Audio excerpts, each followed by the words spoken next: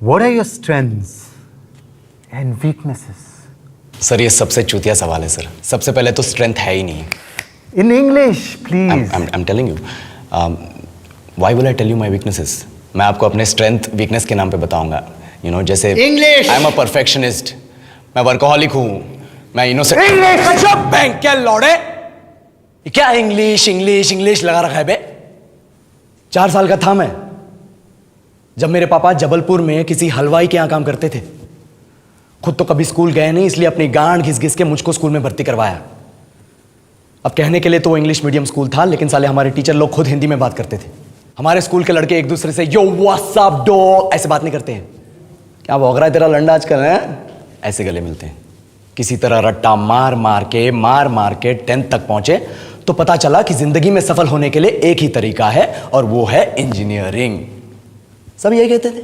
माँ बाप, टीचर लोग, गली का वॉचमैन भी हमसे पूछता था, और भैया कैसी चल रही है आपकी तैयारी? भग बेंचो, तुमको क्या करना है? इसलिए हमारे स्कूल के बच्चे हम सब पहुंच गए बकरों की तरह। मैं IIT, मैं NIT। अरे जिस बच्चे ने अपने बाप को जलेबी तलते देखा है वो तो यही सोचेगा ना कि जिंदगी में पैसा ही सब कुछ है। I did not choose this engineering life, sir, and neither did this engineering life choose me. It was shoved down my throat by my teachers while my hands were tied to my back by my friends and my parents watched in silence. और English सुनेगा तू मादरचोद तो सुन। 10th के बाद 2 साल लग गए इस कॉलेज में घुसने के लिए, कोचिंग में निकाल दिए। ना कुछ खेले ना कुछ सीखे। और 2 साल बाद जब यहां पहुंचे तो पता चला कि बड़े शहरों के कॉन्वेंट स्कूल के पढ़े बच्चे जब अंग्रेजी में बात करते हैं तो मरे हुए फूल भी खिल उठते हैं। आहा, हवा में ऑक्सीजन की मात्रा बढ़ जाती है इनकी अंग्रेजी सुन के। और पूरे कॉलेज की लड़कियां इन इंग्लिश स्पीकिंग लड़कों को अपना जीवनसाथी.com मान चुकी है। तुझे क्या लगता है? मुझे कभी लगा नहीं कि मैं अपनी अंग्रेजी पे काम करूं, अपनी पर्सनालिटी पे काम करूं। बहुत लगा। ये चूतिया इंडस वैली सिविलाइजेशन का जो एजुकेशन सिस्टम बिठा के रखे हो, जिसमें हर साल में 10 सब्जेक्ट, हर सब्जेक्ट में theory, practical, viva, lab work, external, internal, majors, minors, assignment, project, thesis, गांड मार के रख लिया हमारी।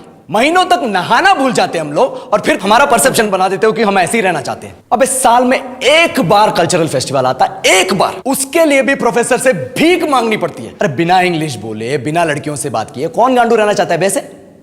पर टाइम कहां है कुछ सीखने के लिए? लगे पड़े हैं कोडिंग सीखने, 3 लैंग्वेज सीख रहे हैं अलग अलग इंग्लिश छोड़ के। लेकिन जब प्लेसमेंट्स की बात आई तो सबको एप्टीट्यूड चाहिए, पर्सनैलिटी चाहिए, इंग्लिश स्पीकिंग चाहिए। It is not that we can not speak English, sir. We are just very conscious of our diction and our pronunciation and we are not confident to speak in front of anyone else. If the curriculum was a little bit diverse, if the engineering colleges in our country focused on our all round development instead of functioning like a goddamn factory that is just mass producing robots by killing their dreams and handing out degrees, I would not be sitting here in this pointless HR interview, the likes of which exist only in our country.